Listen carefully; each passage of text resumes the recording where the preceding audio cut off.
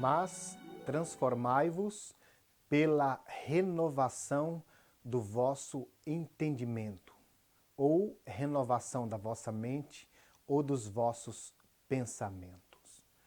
Este é, apresentado pelo apóstolo Paulo, o terceiro passo para que uma pessoa possa começar a compreender qual é a boa, agradável e perfeita vontade de Deus. Após dar o primeiro passo, que é se entregar e se apresentar a Deus, depois dar o segundo passo, que é não se conformar com o mundo, é hora de dar o terceiro e mais importante de todos esses passos. É hora de transformação. O apóstolo Paulo usou o termo grego metamorfoses, que significa mudança radical, transformação verdadeira. Quando Jesus explicou o processo do novo nascimento para o doutor Nicodemos, ele disse que era necessário nascer de novo. E a palavra original que aparece ali significa também nascer de cima. Nascer de cima significa nascer do mundo espiritual, nascer de Deus. Essa é a transformação, a mudança, ser uma nova criatura. A Bíblia Sagrada, no Antigo Testamento, diz que após a queda do homem, o ser humano ficou caído longe de Deus.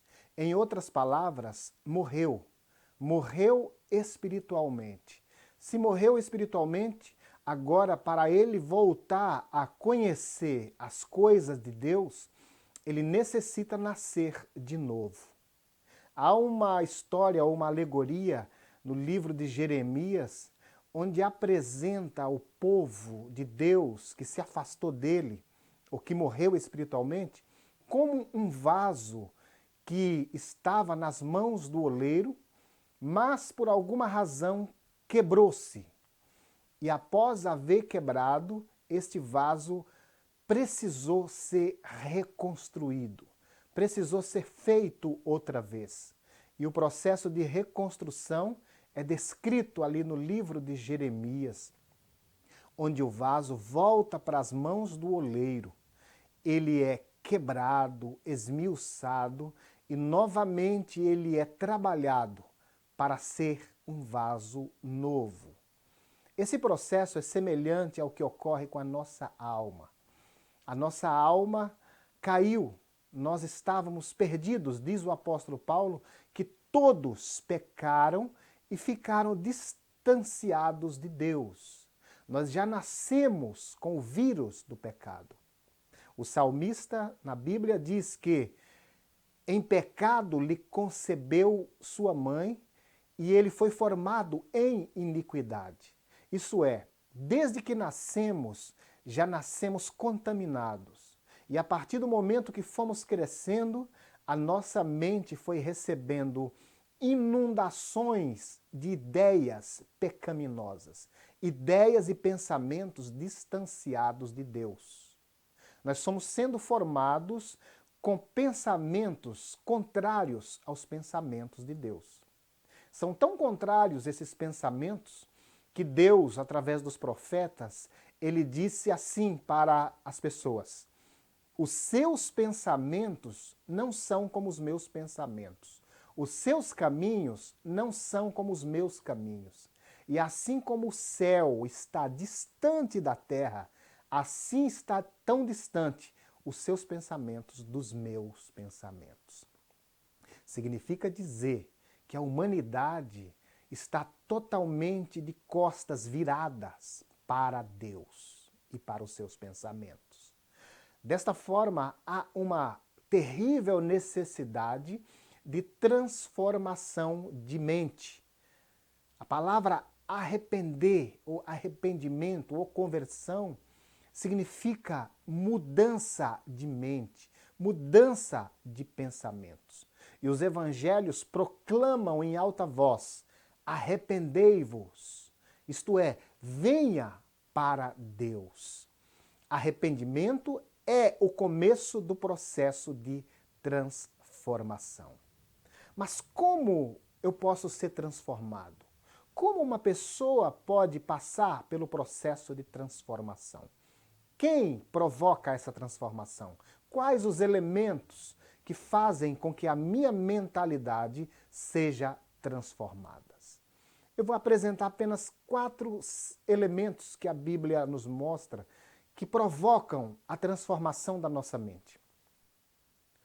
Os agentes espirituais para causar a transformação espiritual em nós são 2 principais: a palavra de Deus e o Espírito Santo. Mas também existem 2 outros elementos que trabalham no nosso comportamento, que são as pessoas e as provações. Mas os principais elementos que mudam a nossa alma, ou o principal dele, é a palavra de Deus. Esse é o elemento essencial. A palavra de Deus, conforme diz o livro de Hebreus, ela é viva e eficaz e mais penetrante do que alguma espada de 2 gumes, e ela penetra até a divisão da alma, do espírito, das juntas e medulas, e ela é apta para discernir as intenções do coração. A palavra de Deus, ela é poderosa, ela penetra até a alma humana. O escritor de Hebreus diz que ela vai até as juntas e medulas, aonde tem ali DNA, aonde está a nossa estrutura, a nossa programação, aonde começa a estrutura da nossa personalidade. Ela penetra no fundo do nosso ser e provoca a transformação espiritual. Jesus disse para os discípulos uma certa vez que eles estavam limpos. Limpos por causa da palavra que ele tinha lhes falado. A palavra de Deus é apresentada na Bíblia de diversas maneiras. E uma das maneiras que ela é apresentada é como água. Água que lava, que limpa, que sacia. Certa vez, Jesus estava observando em uma das festas hebraicas que vinha uma multidão no último dia da festa, fazendo uma espécie de procissão, em que nesta festa eles carregavam potes com água e iam até o altar e derramavam essa água sobre o altar e promulgavam as palavras do profeta Isaías, pedindo água para as suas plantações e prosperidade. Jesus, no último dia da festa, vendo aquela multidão fazendo este ritual, olhou para eles e disse: "Quem tem sede, venha a mim e beba." Em outras palavras, ele proferiu as seguintes palavras: "Quem beber da água que eu lhe der, tornar-se-á dentro dele uma fonte de água viva que salta para a vida eterna." Que água Jesus estava se referindo? A palavra. A palavra de Deus, ela é uma água espiritual que entra no ser humano e começa a lavar a sujeira que foi adquirida ao longo de toda a vida. Mas ela não faz só isso. Ela vai saciando as sedes que existem no interior da nossa alma. Essa transformação, ela vai ocorrendo na medida que nós vamos ouvindo, meditando, aprendendo e praticando a palavra de Deus. O salmista Davi, no Salmo 1, ele disse que bem-aventurado o homem que não anda segundo o conselho dos ímpios, nem se detém no caminho dos pecadores e nem se assenta na roda dos escarnecedores. Antes, ele tem o prazer na palavra do Senhor e nela ele medita de dia e de noite. Ele diz que quem faz isso prosperará, que o seu lar prosperará, que alcançará frutos e acima dos frutos será transformado. A palavra de Deus é o principal agente da transformação. A nossa mente é formada de pensamentos. Neurocientistas dizem que Durante um dia, uma mente humana recebe cerca de 60 a 80 mil pensamentos. É muitos. São milhões de pensamentos ou bilhões que entram numa mente durante a vida. E a maioria desses pensamentos são tóxicos, são negativos, não são de Deus, são do mundo. Por esta razão, há uma tremenda necessidade de renovação dessa mente, de transformação. Como ocorre essa transformação? Mudando a mente, transformando. O termo arrepender-se significa mudança de mente, mudar esses pensamentos. Como Deus disse através dos profetas que os seus pensamentos eram distantes dos pensamentos humanos, então há uma necessidade de tirar os pensamentos mundanos da nossa mente e substituí-los pelos pensamentos de Deus. Onde estão os pensamentos de Deus? Os pensamentos de Deus estão na sua palavra. Diz a palavra no Novo Testamento que toda a Escritura é divinamente inspirada. O termo inspirado significa soprado. Soprado por Deus. Deus soprou seus pensamentos na sua palavra. E se nós quisermos ter em nossa mente os pensamentos de Deus, precisamos ingerir a palavra de Deus, colocar elas dentro de nós e assim começaremos a ter o que Paulo chama de a mente de Cristo. Um outro elemento ou um outro agente que provoca essa transformação da nossa mente é o Espírito Santo. Jesus disse para Nicodemos que ele precisava nascer de novo, nascer da água e nascer do Espírito. O Espírito Santo ele foi enviado por Deus. Quando Jesus estava ascendendo ao céu, ele disse para os apóstolos que ele enviaria o Consolador. Esse Consolador que ele se referia era a pessoa do Espírito Santo. Ele disse para eles, ele, o Espírito Santo, vos guiará em todas as coisas. Ele vos ensinará.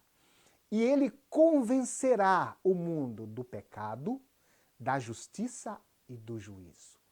Ele disse que o Espírito Santo é o agente que convence as pessoas. Ele é o agente que transforma, que orienta, que guia. O Espírito Santo é o principal agente, depois da palavra, para transformar a vida das pessoas.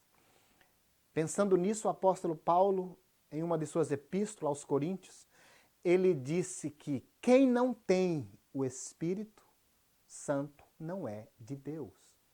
Por isso, se alguém precisa e deseja, e para ser transformado, precisa receber o Espírito Santo. No momento em que nós se entregamos a Deus, nos afastamos do mundo, ouvimos e guardamos a sua palavra, nós recebemos o Espírito Santo. Mas como vem o Espírito Santo? Ele vem através da palavra. Quando Jesus contou a parábola do semeador, ele disse que o semeador lançou a sua semente em 4 terras diferentes. E numa delas, numa terra boa, a semente brotou e deu muitos frutos. Quando ele explicou esta parábola, ele disse que a semente é a palavra de Deus. E a vida que está na semente, que faz com que os frutos brotem, é o Espírito Santo. A Bíblia diz no Antigo Testamento que o Espírito Santo é que gera vida. Somente a semente não tem todo o poder está na vida que está dentro da semente. E a vida é o Espírito. É ele que faz a semente brotar, é ele que faz os frutos aparecerem. Por isso, além de ouvir a palavra, além de receber a semente, nós precisamos do Espírito Santo de Deus. E ele vem através da semente. Mas como é que uma semente, ou essa semente, que é a palavra, ela pode brotar e o espírito ou a vida brotar de dentro dela. Quem já trabalhou no campo sabe como uma semente brota. Nós jogamos a semente na terra e começamos a regar, começamos a cuidar desta semente. E com o tempo ela vai brotando, a vida vai aparecendo. Esse ato de regar a semente é o ato de meditar na palavra. O salmista Davi disse que ele meditava na palavra de dia e de noite. E depois que ele meditava, começou a sua família ao seu redor, a sua vida passou a brotar frutos. Frutos que a Bíblia chama frutos do Espírito, que é apresentado pelo apóstolo Paulo no livro de Gálatas. E o próprio Jesus disse, é necessário que deis frutos. Ele quis dizer que nós precisamos meditar na palavra, que a palavra precisa brotar, que o Espírito começa a atuar através da palavra em nossas vidas e o fruto necessariamente precisa aparecer. O Espírito Santo é um dos principais agentes desta transformação. E ele vai surgir na vida de cada um de nós quando meditamos na palavra de Deus. Por isso que Jesus disse, as minhas palavras são espírito e vida. O Espírito de Deus está na palavra. E para uma pessoa receber o Espírito, precisa ingerir a palavra. Quando o Espírito de Deus entra numa pessoa, ele vai começando a mudar a sua mentalidade. Ele vai lhe orientando. Jesus disse que ele começa a convencer a pessoa do pecado, da justiça e do juízo. Ele falou também que o Espírito guiará em todas as coisas. Quando você recebe o Espírito de Deus, você começa a ser orientado por ele. Se antes você estava em trevas, no mundo de trevas, não sabia se vai para a esquerda ou se vai para a direita, se vai para trás ou para a frente. Agora, quando você recebe o Espírito de Deus, ele te orienta, ele te guia e ele também te conforta.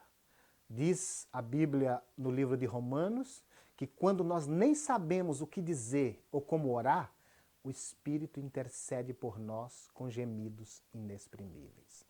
O Espírito Santo é um dos principais agentes dessa transformação.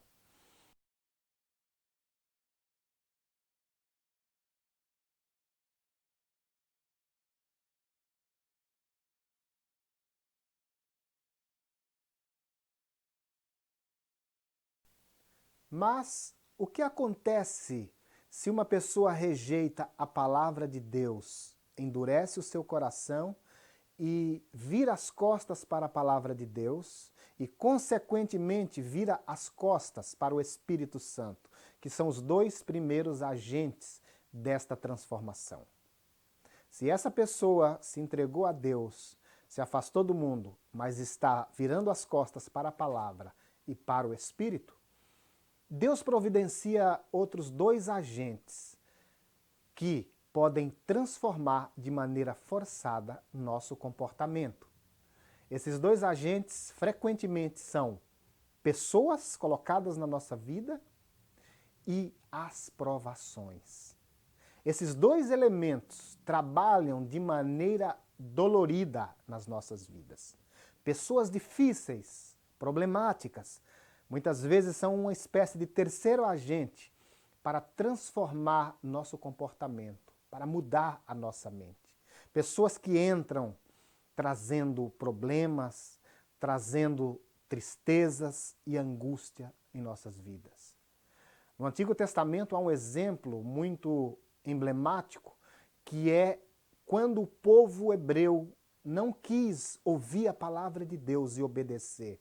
Quando eles viraram as costas para o Espírito Santo, diz a Bíblia que Deus usou Nabucodonosor, o rei incrédulo da Babilônia, para transformá-los de maneira forçada.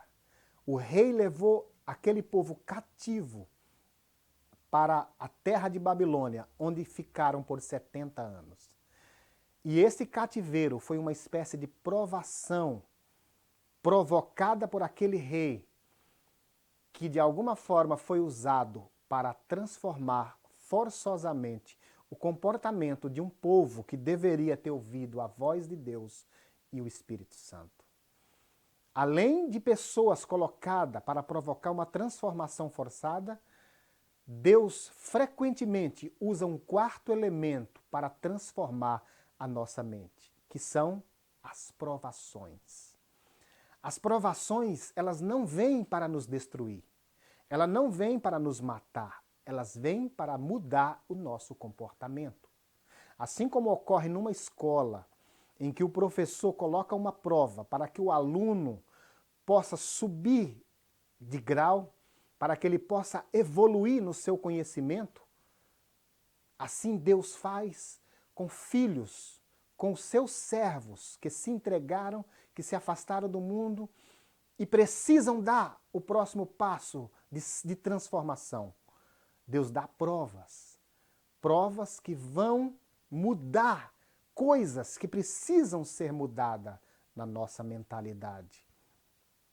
O apóstolo Pedro, que aprendeu diretamente com Jesus, em uma de suas cartas, ele disse: amados irmãos, não estranheis a ardente prova que vem sobre vocês como se alguma coisa estranha estivesse acontecendo.